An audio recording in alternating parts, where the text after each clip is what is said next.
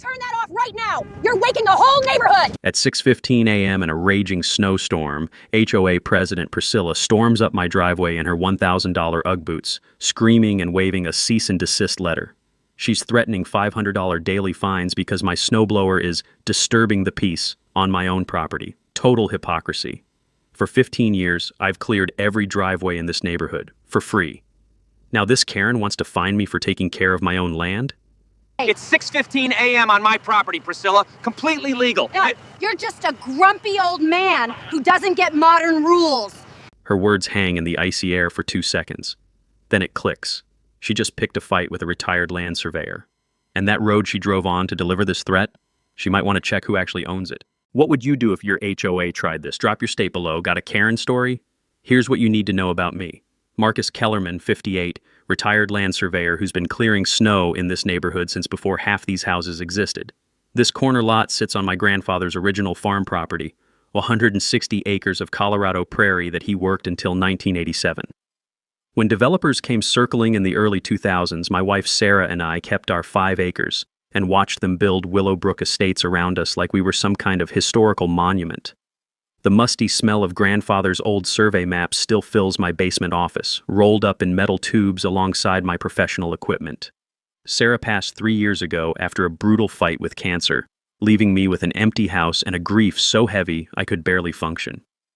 That's when the 6 a.m. snowblowing started, not just therapeutic, but essential. The vibration of the engine through my gloved hands, the crunch of fresh powder under steel-toed boots, the satisfying scrape of metal on concrete became my meditation. Every morning for 15 years, I've cleared everyone's driveways for free. Mrs. Henderson with her arthritic hands who couldn't grip a shovel. The Martinez twins who couldn't reach their car seats over snowdrifts. Even Bill's ancient golden retriever learned to expect his morning treat from the crazy neighbor who worked before sunrise. My surveying background meant I knew every property line by heart, every drainage easement, every utility right-of-way. The taste of cold metal from my theodolite eyepiece during boundary surveys. The weight of chain and steel measuring tape. These tools taught me respect for property rights that most people never understand. Then she moved in. Priscilla Thornfield arrived like a conquering army in summer 2020. White Tesla Model X, UC Berkeley law degree, and the kind of calculated smile that makes you check your wallet afterward. Within 60 days, she'd gotten herself elected HOA president during a Zoom meeting half the neighbors couldn't figure out how to join. Her property enhancement initiative started immediately. First target, Mrs. Henderson's 40-year-old rose garden, suddenly classified as non-conforming landscaping. Next, Bill's vintage pickup that hadn't moved in 5 years but somehow detracted from curb appeal. The acrid smell of fresh legal notices became as common as morning coffee. But here's what really made my blood boil. The way she talked to longtime residents like we were museum exhibits. "How charming that you still do manual labor, Marcus," she'd chirp while installing her 6th-ring doorbell to monitor our compliance levels. Her voice had that particular pitch that comes from years of talking down to people she considers intellectually inferior. Her monthly newsletters arrived on cardstock so thick you could build furniture with it. Perfect fonts, embossed letterhead, rules written in legal language designed to intimidate. No RVs in driveways, no visible garbage cans, no unapproved outdoor equipment storage, which apparently included my snowblower sitting in my own garage. What Priscilla never grasped was the difference between a neighborhood and a corporate campus. When you've spent 32 years mapping boundaries, you develop bone-deep respect for property ownership. But she treated the whole subdivision like her personal kingdom, and longtime residents like subjects who needed education in modern community standards. Her daily power walks, always in $200 athletic wear that had never seen actual exercise, included photographing any violations with military precision. Christmas lights past January 15th, sprinklers running 1 minute beyond optimal hours, my coffee mug left on my own front step. That December morning when she stomped through fresh snow in $1,000 boots, waving legal threats like some suburban sheriff, she crossed a line that had been respected for decades. Not just my property line, though that was about to become critically important, but the unwritten agreement that neighbors help neighbors without lawyers getting involved. She wanted to teach an old man about modern rules. What she didn't realize was that this old man had spent his career reading the original maps that showed exactly who owned what in this modern community. Priscilla's first move came exactly 48 hours after our driveway confrontation, a formal complaint filed with Jefferson County's Code Enforcement Division. I found the notice stuck to my front door Tuesday morning right next to where I usually set my coffee mug. The official county seal pressed into cream-colored paper, alleging violation of Municipal Ordinance 847.3, excessive noise during restricted hours. According to her complaint, my snowblower constituted a recurring public nuisance that violated the county's 7 a.m. noise restriction. The irony hit me like ice water. She'd filed a noise complaint against equipment designed to help the entire neighborhood. But Priscilla wasn't finished building her case. By Thursday, she'd organized something she called the Peaceful Morning Coalition. Basically her, 2 other California transplants, and Cranky Bill, who'd apparently switched sides after she promised to overlook his vintage truck. They launched a next-door campaign titled Protecting Our Children's Sleep, complete with Ring doorbell footage of my 6:15 a.m. snowblower operation. The comments section exploded into digital warfare. Mrs. Henderson posted photos of her cleared driveway with the caption, "Marcus is a blessing." The Martinez family shared videos of their twins playing safely in snow-free driveways. But Priscilla's coalition fired back with decibel readings, property value studies, and threats to escalate this matter to appropriate authorities. That's when my 32 years of dealing with municipal bureaucracy kicked in. I'd spent decades navigating county planning offices, and I remembered something from my surveying days about noise ordinance exemptions. A quick trip to Jefferson County Planning confirmed what I suspected. Municipal Ordinance 847.3 had fine print that Priscilla's UC Berkeley law degree apparently missed. The 7 a.m. restriction applied only to non-essential recreational activities. Essential property maintenance was specifically protected between 6 a.m. and 10 p.m. under Colorado's Property Maintenance Code. My snowblower wasn't recreational equipment. It was essential winter maintenance, legally protected by the same codes that let roofers start hammering at dawn. Armed with this knowledge, I compiled my response. 15 years of documented community service, photographs of every driveway I'd cleared, and testimony from grateful neighbors. The county dismissed Priscilla's complaint within 24 hours, but not before I noticed something interesting in the subdivision planning files. While pulling municipal records, I'd requested the original plat maps for Willowbrook Estates. Something about Oak Street's documentation looked off. The city classified it as public thoroughfare, but the measurements didn't match grandfather's 1950s farm survey sitting in my basement. That evening, I pulled out his old Leica theodolite, the cold brass familiar under my fingertips as I set up in my front yard. I was supposedly checking my fence line, but actually measuring something far more intriguing. As the precision instrument revealed exact boundary markers, I realized Oak Street wasn't just adjacent to my property. 40 feet of it ran directly across land that had never been sold, condemned, or legally transferred to public use. Every single neighbor had been driving across my private property for 15 years. Just as I was recording the final measurements, Priscilla's Tesla crept past, her phone pressed against the passenger window, obviously photographing my suspicious surveying activity.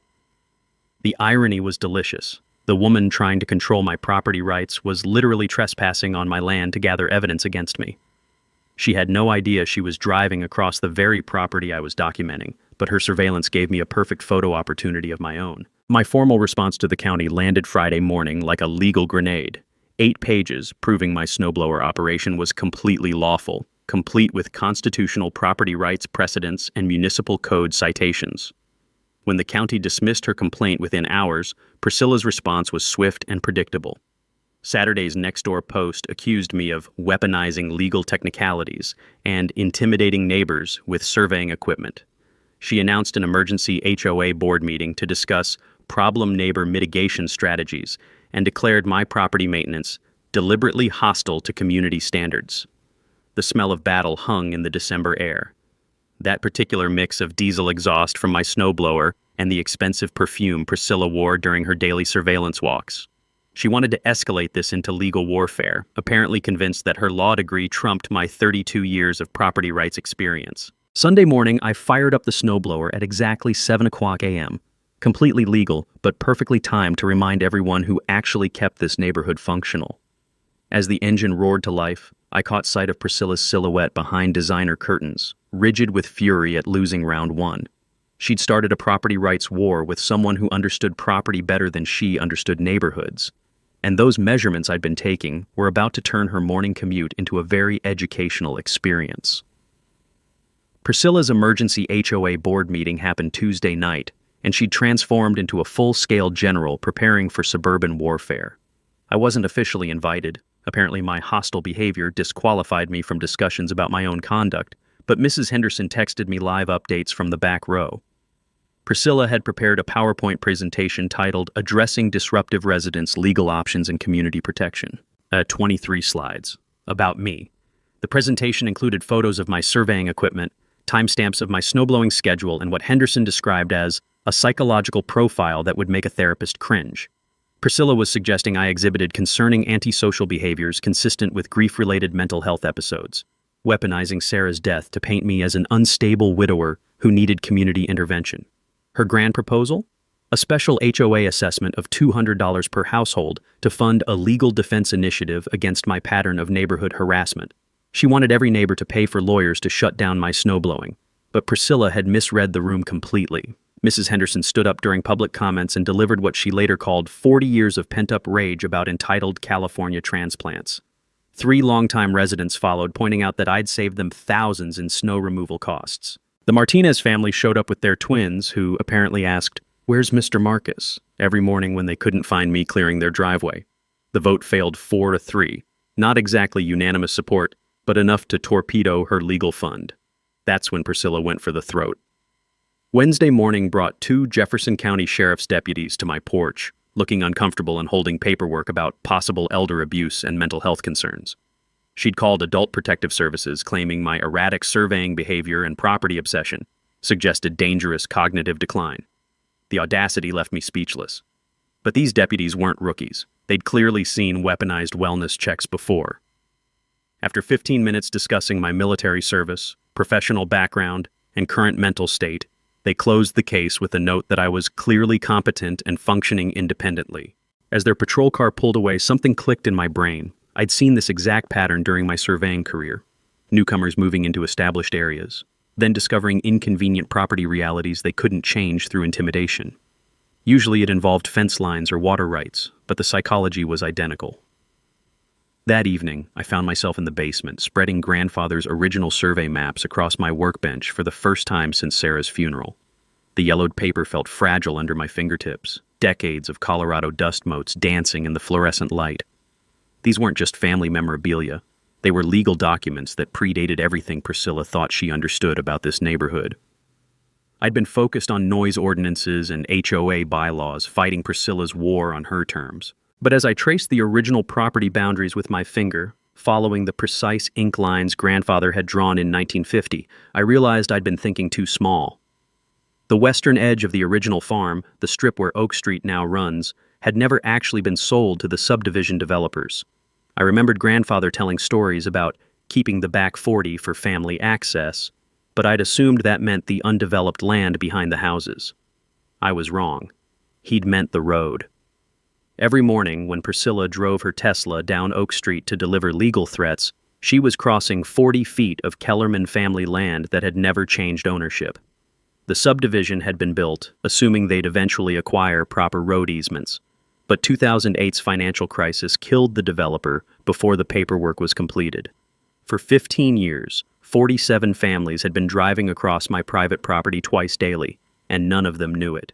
Thursday's certified letter from Hartwell, Morrison & Associates felt like validation. Priscilla had hired a boutique HOA law firm with her own money, demanding I cease all intimidation tactics, including surveying activities and hostile interactions. They threatened restraining orders and civil action for intentional infliction of emotional distress. Reading legal threats while sitting on a property rights goldmine felt surreal. These lawyers were building a case around neighbor disputes and noise complaints, completely unaware they were representing someone who'd been trespassing to file the complaints. Friday evening, I sat in my kitchen with coffee and grandfather's deed, watching Priscilla's headlights sweep across my front window as she returned from another day of building her case against me. The heavy paper felt warm under my fingertips, 70-year-old ink still sharp and legally binding. She thought she was educating an old man about modern community standards. What she'd actually done was give a property rights expert the perfect motivation to dust off some very old, very enforceable legal documents. The war she wanted was about to get much more interesting than noise complaints. Priscilla's desperation reached new heights when I woke up Monday morning to find a Channel 9 news van parked across the street, complete with a perfectly coiffed reporter practicing her lead-in while pointing at my house. She'd actually called the media, on me, for snowblowing. The reporter, Jessica Finley, knocked on my door around 9 a.m. with that particular smile television people use when they smell a David versus Goliath story. The cold morning air carried the diesel exhaust from her news van as she explained her assignment. "Mr. Kellerman, we'd like to hear your side of this HOA dispute that's got the neighborhood divided." I invited her in for coffee, genuinely curious how Priscilla had pitched this. According to Jessica's notes, I was a troubled widower whose grief had manifested as aggressive property maintenance and harassment of young families. Priscilla had painted herself as a concerned community leader, protecting children from my escalating mental health episodes. "Your HOA president seems genuinely worried about community safety," Jessica said, her pen hovering over her notepad. That's when I decided to give her a real story. I pulled out grandfather's 1950 survey map and spread it across my kitchen table, the yellowed paper crackling under the morning light like autumn leaves. The musty scent of old documents filled the room as I traced the property boundaries with my finger. "See this western boundary line? That's where Oak Street runs now."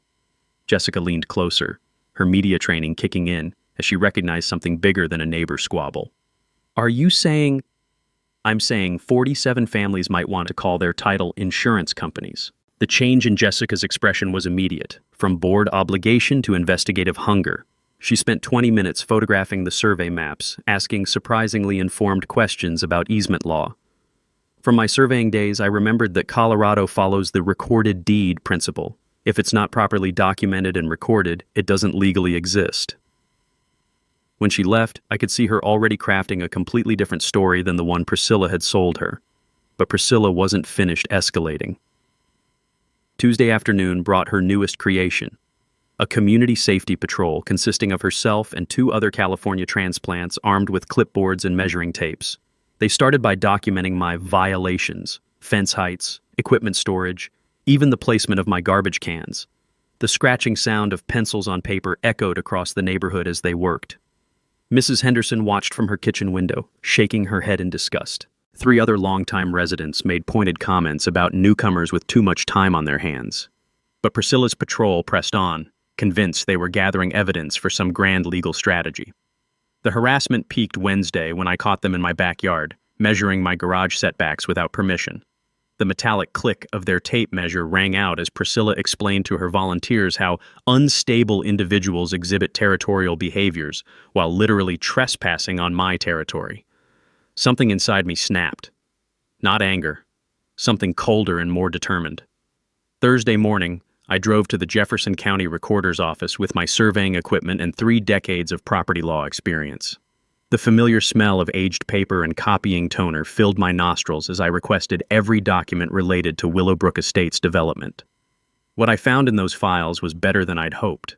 Apex Development hadn't just failed to acquire road easements, they'd sold houses with guaranteed permanent access via Oak Street while knowing they didn't own Oak Street. The fraud was documented in bankruptcy filings, incomplete transfer documents, and city planning notes that nobody had bothered to cross-reference. Every homeowner in Willowbrook Estates had been sold property with access rights that legally didn't exist. I spent the afternoon creating a professional boundary exhibit. Precise measurements showing Oak Street's location relative to my property lines. The therapeutic precision of technical drawing helped calm the rage building inside me, but Thursday evening delivered the blow I hadn't seen coming. 2 sheriff's deputies appeared at my front door with papers that made my blood run cold, a temporary restraining order. According to Priscilla's sworn testimony, my pattern of surveillance activities and equipment intimidation constituted harassment requiring immediate court intervention. The order prohibited me from conducting surveying activities visible from petitioner's residence, operating power equipment before 8 a.m., or any direct contact with complainant. She'd convinced a judge to ban me from maintaining my own property. "Sir, you understand you can't use that snowblower before 8 a.m. anymore?" the deputy asked, clearly uncomfortable with the absurdity. "Even on my own land?" "According to this court order, that's correct." The taste of injustice was metallic and bitter. As the deputies drove away, I noticed Priscilla's Tesla idling at the end of my driveway, her phone pressed against the passenger window, obviously filming my reaction to her legal victory. Standing there with legal papers in my trembling hands, watching my neighbor document my humiliation from property I'd just proven I owned, I felt something shift inside me. Time to show her what happened when you brought lawyers to a land surveyor fight. The discovery that changed everything happened while I was sitting in my kitchen Friday morning, legally banned from starting my snowblower until 8 a.m., staring at grandfather's deed and feeling utterly defeated. That's when I noticed something I'd missed in 15 years of looking at this document. The property description wasn't just for the 5 acres where my house sits. Hidden in the legal language, buried between heretofore and wherefore, was a phrase that made my coffee grow cold. Accepting and reserving unto grantor perpetual access rights to the western 40-foot strip for agricultural and residential purposes. My hands trembled as I traced the words with my finger.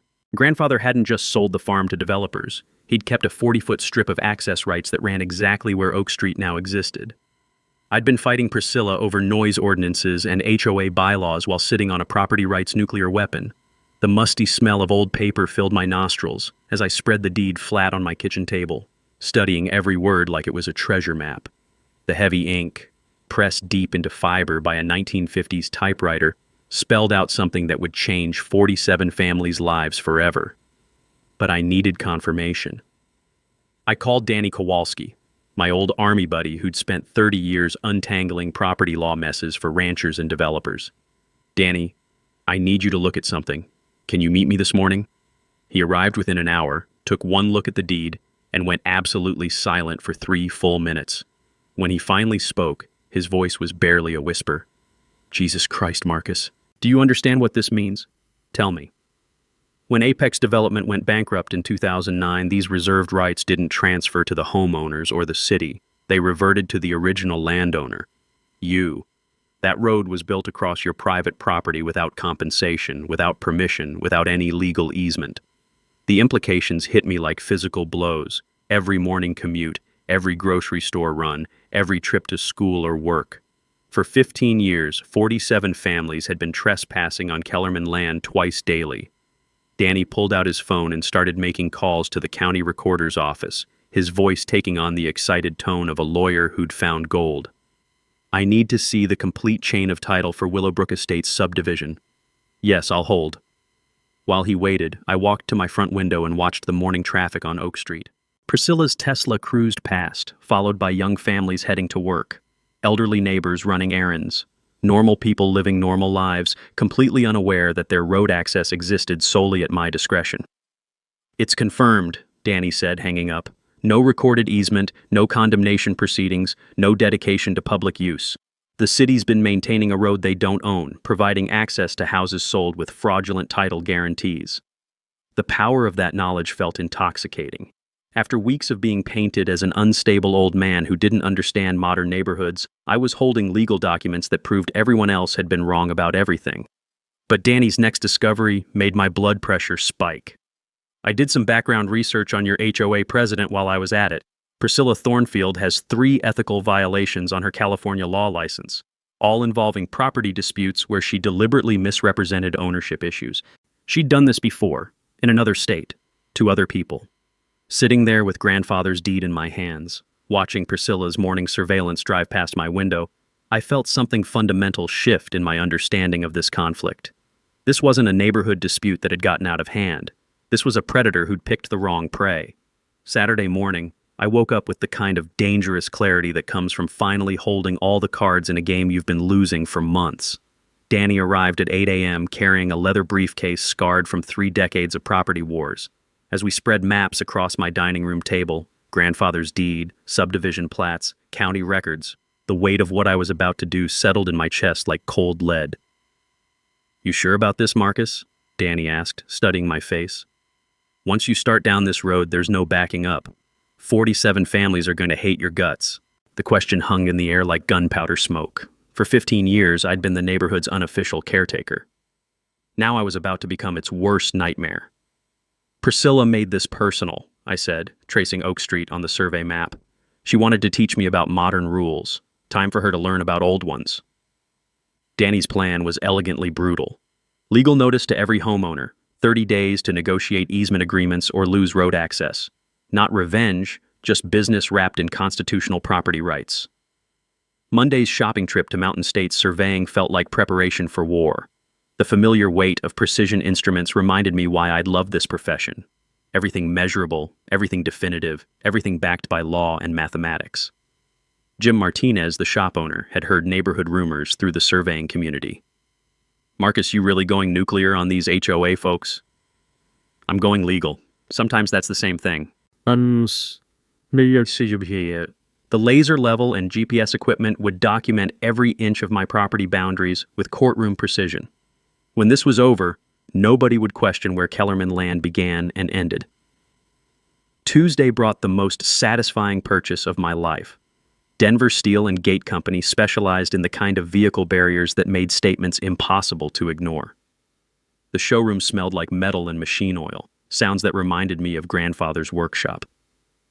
Rodriguez, the sales manager, was a retired Marine who understood the psychology of controlled access. "You want to stop traffic or send a message?" "Both."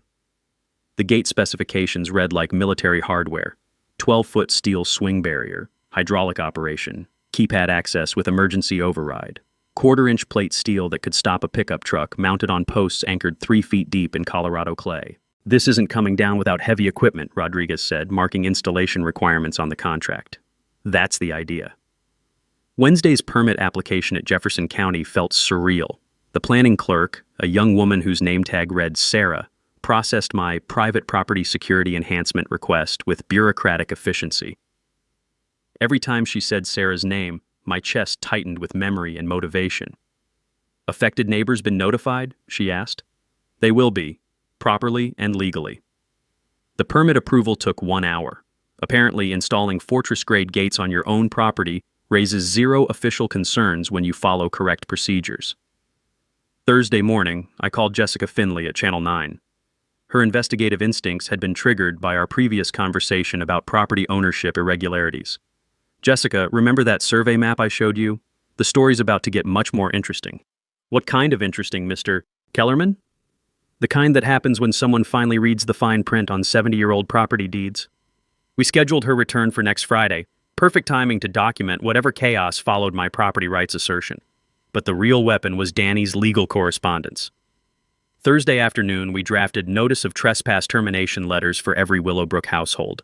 The language was clinical and devastating. 30 days to negotiate legal access or find alternative routes to their own homes. Each envelope contained grandfather's deed, current survey documentation, and Danny's business card. Professional, respectful, and absolutely terrifying to anyone who understood real estate law.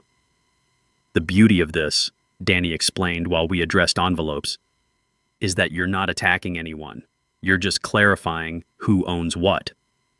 Friday evening, I stood in my driveway watching normal neighborhood life flow around Oak Street like water around a stone. Kids riding bikes, families returning from dinner, Mrs. Henderson walking her ancient Cocker Spaniel, all of it about to change forever.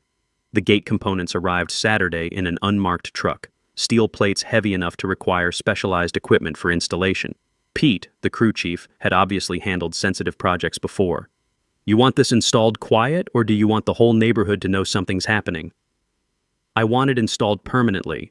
The neighborhood will figure out the rest." As Pete's crew began marking concrete locations, I noticed Priscilla's Tesla creeping past during her evening surveillance ritual. She couldn't see the gate components from the street, but the sight of hard hats and surveying equipment on my property triggered her paranoia sensors. She had no idea that her worst fears about my surveying activities were about to become her new reality. Tomorrow, the war she'd started with legal papers and restraining orders was going to become very physical and very permanent. The concrete had barely cured when Priscilla launched her most desperate counterattack yet. Monday morning, I woke to the sound of hydraulic brakes outside my bedroom window. Jefferson County Building Inspector Rodriguez was climbing out of his truck, clipboard in hand, looking like a man who'd rather be anywhere else. "Morning, Mr. Kellerman. Got a complaint about unpermitted construction. Mind if I take a look?" The inspection was clearly orchestrated harassment. Rodriguez checked my permit documentation, measured the gate installation against approved specifications, and confirmed everything was completely legal. But he spent 45 minutes doing it, making a show of his official presence that Priscilla obviously intended as intimidation. "Someone really doesn't want this gate here," he muttered, signing off on the inspection report. "Someone should have thought about that before filing fraudulent complaints." As Rodriguez drove away, I noticed Priscilla's Ring doorbell army had been working overtime. 3 neighbors emerged from their houses within minutes, phones ready, documenting my interaction with county officials like they were gathering evidence for some grand tribunal. Tuesday brought her media blitz. The Nextdoor app exploded with posts about my escalating dangerous behavior and weaponization of property law against working families. Priscilla had recruited sympathetic neighbors to share stories about potential property value collapse, emergency vehicle access concerns, and the psychological trauma my gate represented to their children. The comment section turned into total warfare.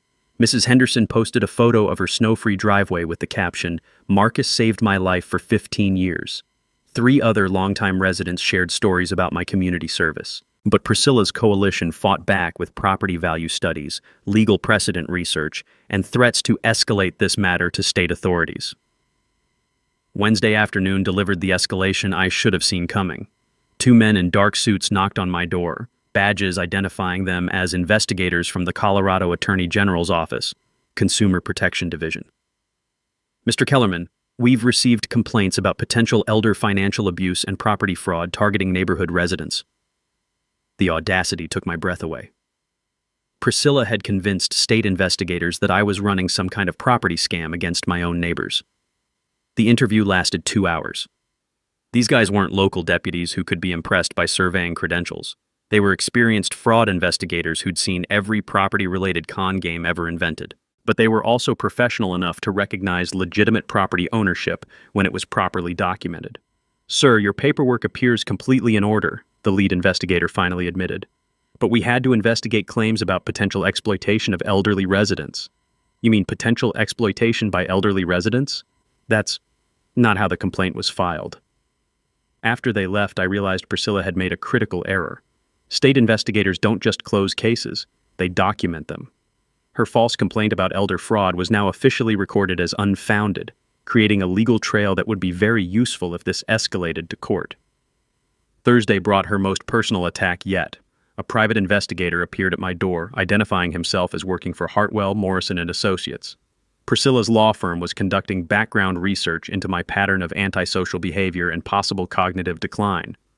"We understand you have been experiencing difficulties since your wife's passing," the PI said with practiced sympathy. "Sometimes grief manifests as property obsession or paranoid behaviors." The psychological manipulation was breathtaking. They weren't just attacking my legal position, they were attacking my mental competence, using Sarah's death as ammunition in their property war. But I'd been expecting this move. Danny had warned me that desperate opponents often resort to character assassination when legal arguments fail. I handed the PI a business card for my physician, my financial advisor, and the veterans counselor I'd been seeing since Sarah's death. "Feel free to contact any of them about my mental state. You'll find I'm competent, grieving appropriately, and perfectly capable of managing my own affairs." Friday evening brought Priscilla's final desperate move. She organized an emergency community meeting at the recreation center, complete with printed flyers, professional presentation materials, and what she called expert legal consultation. The turnout was impressive, maybe 60 people, including families I'd never seen at neighborhood events.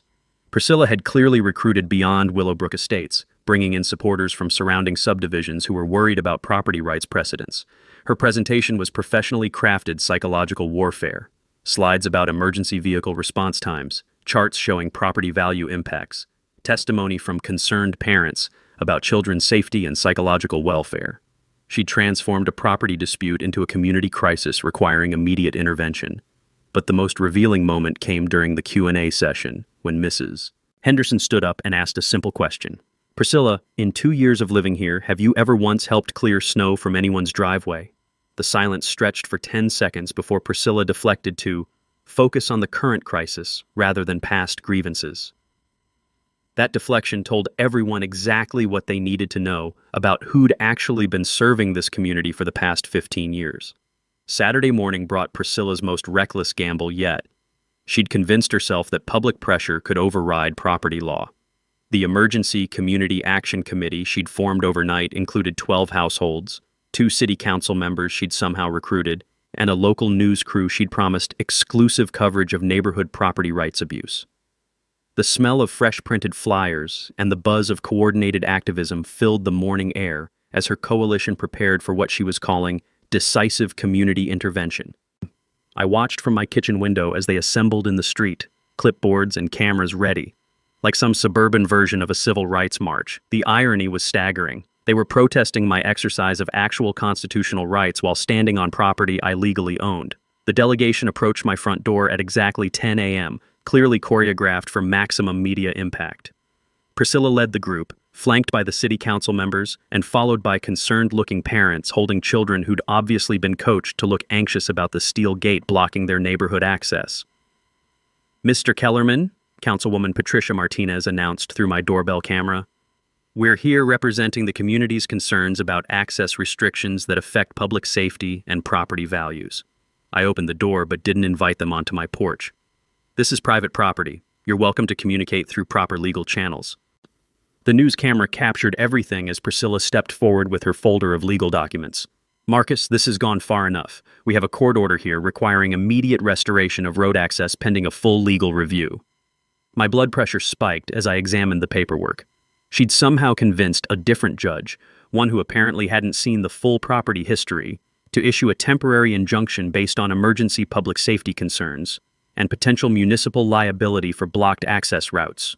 The order was dated Friday evening, clearly rushed through an after-hours emergency hearing where only Priscilla's side had been represented. Professional, calculated, and probably grounds for her law license suspension when Danny filed our response. "This injunction is based on false representations," I said calmly, but the news camera caught my trembling hands as I read the legal language. "The court has spoken," Councilman Roberts added. "We need that gate opened immediately while this matter is properly adjudicated." That's when I noticed something that made my surveyor instincts kick into high gear. While the adults were focused on legal theater, I could see property stakes in my peripheral vision. Fresh orange flags marking boundaries that definitely hadn't been there yesterday. Someone had been on my land overnight, conducting unauthorized surveying. "Who's been staking my property?" I asked, pointing toward the new markers. Priscilla's confident expression flickered for just a moment. "The city commissioned an independent boundary survey to verify your claims." "On private property without permission?" "On disputed property pending legal resolution." The conversation was being recorded by multiple phones now, creating a perfect documentary of Priscilla's coalition committing criminal trespass while demanding I comply with a fraudulently obtained court order. But I could see this was heading toward physical confrontation. The crowd was growing as neighbors emerged from their houses, some supporting me, others clearly frustrated about their blocked access. Kids were crying. Adults were shouting over each other. The whole situation was becoming a circus that would only benefit Priscilla's narrative about my unreasonable behavior.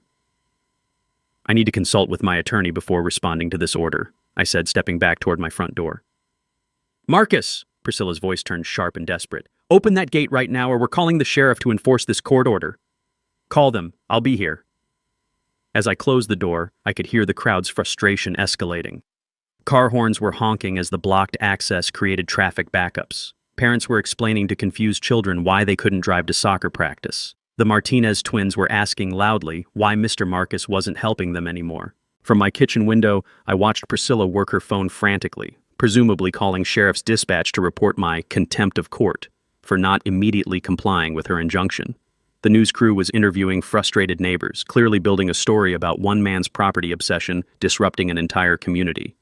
But I was watching something else. The steady stream of traffic using the alternate route through Maple Street, proving that road access existed. It was just inconvenient. Emergency vehicles could still reach every house. School buses had adjusted their routes. Life was continuing, just with longer commute times. As Danny's truck pulled into my driveway through the still open gate, I realized Priscilla had made her fatal error. She'd tried to use public pressure and fraudulent court orders to override legitimate property rights. When this was over, she wouldn't just lose her access war, she'd lose her law license and possibly face criminal charges for filing false legal documents. The war she'd started with restraining orders was about to become very educational for everyone involved. The showdown everyone had been building toward arrived Thursday evening at Willowbrook Community Center, where Priscilla had organized what she called emergency public hearing on property rights versus community safety. I'd never seen the community center so packed. Every folding chair occupied, people standing along the walls, local news crews setting up cameras in the back. The air hummed with tension and the nervous energy of a community that knew it was about to witness something decisive. Priscilla had clearly prepared for this moment like a trial lawyer presenting her closing argument. Professional easel displays showed emergency response time calculations, property value projections, and aerial photos of my gate blocking Oak Street access. Her PowerPoint presentation was titled, "When Individual Rights Threaten Community Welfare." She took the podium with complete confidence, her voice carrying across the packed room with legal authority. Ladies and gentlemen, we're here tonight because one man's property obsession has created a crisis affecting 47 families, emergency services, and our entire community's economic stability. The presentation that followed was masterfully crafted emotional manipulation, testimony from parents about children's psychological trauma from feeling trapped. Fire Chief Williams expressing concerns about response times. Real estate agent Sandra Lopez presenting data about property value decline. This isn't about legitimate property rights, Priscilla concluded. This is about an elderly man using legal technicalities to hold an entire neighborhood hostage over a snowblowing complaint. The applause was substantial. Half the room clearly saw me as the villain in this story. Then it was my turn. I approached the microphone carrying a simple manila folder and feeling the weight of 73 years of Kellerman family ownership. Danny sat in the front row, his confident expression telling me he was ready for what came next. Before we talk about property rights versus community welfare, I said, opening my folder, I think everyone should understand exactly whose property we're discussing. I held up grandfather's 1950 farm deed, the yellowed paper clearly visible to the front rows. This document shows that my family has owned the land under Oak Street since before any of your houses existed. A murmur rippled through the crowd as people began understanding the implications.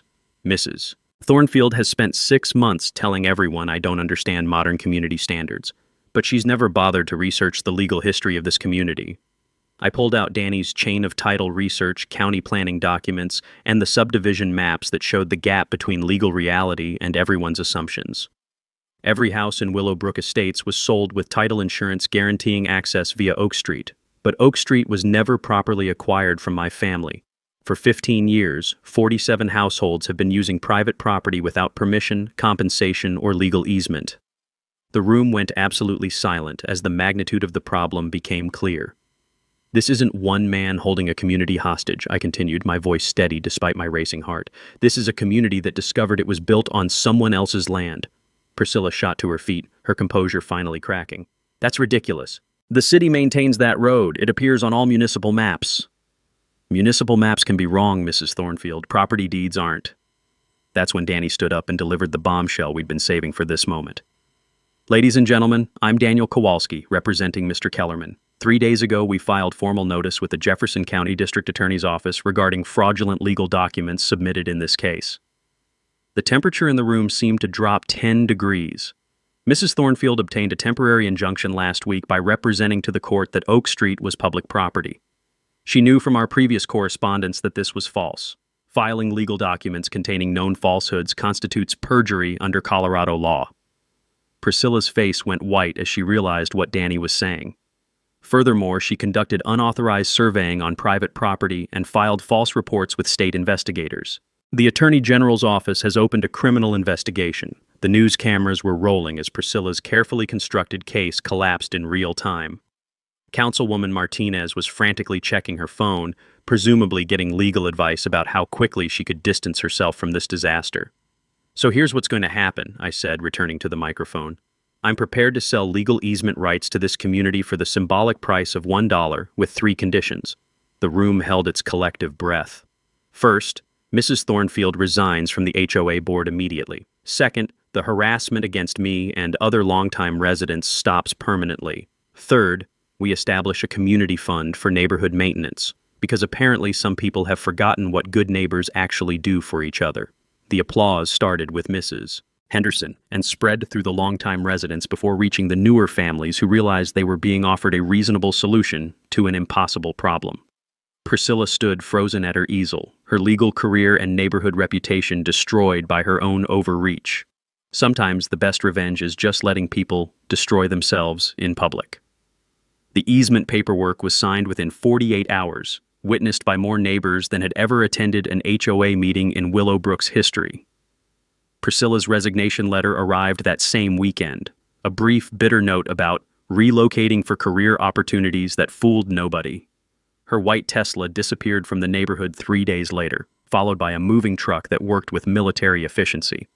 Some neighbors reported seeing her crying while directing movers, but I felt no satisfaction in her tears. She'd brought this catastrophe on herself through calculated harassment that finally met someone who couldn't be intimidated. The criminal investigation Danny had mentioned was real and thorough. The district attorney's office eventually decided against prosecution in exchange for Priscilla's cooperation in correcting the fraudulent court filings and her agreement to seek professional help for what they diplomatically called stress-related professional misconduct. Her law license suspension became public record 3 months later. But the real transformation was in the neighborhood itself. The new HOA board elected Mrs. Henderson as president, and their first official act was establishing the Sarah Kellerman Memorial Community Fund. Every household contributes $25 monthly, less than they used to spend on snow removal services, more than enough to maintain equipment, fund neighborhood improvements, and provide emergency assistance for elderly residents. The fund's first project was installing a beautiful memorial garden at the intersection where Oak Street meets my property line. Sarah would have loved the irony. The spot where all this conflict began is now marked by roses, benches, and a small plaque reading, "In memory of neighbors who serve neighbors." My morning snowblowing ritual resumed the December after everything was settled, but now it comes with backup. The Martinez teenagers bought their own equipment and handle the younger family's driveways. Mrs. Henderson trained 3 other retirees on proper technique. Even cranky Bill emerged from his house last winter with an ancient snow shovel, muttering about doing his part for once. The community dynamics shifted in ways I hadn't expected. People wave when they drive past my gate, which remains permanently open but serves as a daily reminder about respecting property rights. New neighbors get a proper orientation from longtime residents about Willowbrook's history and values. The Nextdoor app transformed from a battlefield into an actual community resource for organizing block parties and tool sharing. Most importantly, we started talking to each other again instead of at each other through lawyers and social media posts. Jessica Finley's follow-up story 6 months later focused on conflict resolution and community healing. Her piece, How a Snowblowing Dispute Became a Neighborhood Transformation, won a regional journalism award and still gets shared whenever HOA horror stories trend on social media. The Sarah Kellerman Memorial Fund has grown beyond its original purpose. Last year, we funded college scholarships for 3 local students pursuing careers in skilled trades. This year, we're partnering with Habitat for Humanity to build affordable housing in Jefferson County. The fund that started with neighborhood snow removal now supports construction projects across Colorado, but the personal healing has been just as meaningful as the community changes. I still miss Sarah every morning when I fire up the snowblower, but now those moments feel like communion rather than grief. She'd be proud that her death became the catalyst for something positive rather than just another reason for neighbors to tear each other apart over property lines and hurt feelings. The surveying equipment sits cleaned and organized in my garage, ready if boundary disputes ever arise again. But these days, new neighbors knock on my door to ask questions rather than filing complaints with county offices. They've learned that 32 years of professional experience is a resource, not a threat. This spring, I'm teaching a basic property law workshop at the community center, Understanding Your Deed and Your Rights. Because apparently, half the homeowners in Jefferson County have no idea what they actually own versus what they assume they own. Danny jokes that I should charge consulting fees for helping other communities resolve property disputes before they escalate to legal warfare. Maybe he's right. There's something satisfying about preventing conflicts instead of just winning them. But mostly I'm content being the neighborhood's unofficial property rights expert, snow removal coordinator, and keeper of institutional memory about what happens when good neighbors forget how to be good neighbors. Thanks for hanging out with us on HOA Stories, where the HOA Karens meet their match. If this story had you cheering or cringing, go ahead and like the video, drop a comment with your reaction, and hit subscribe so you're ready for the next wild HOA tale.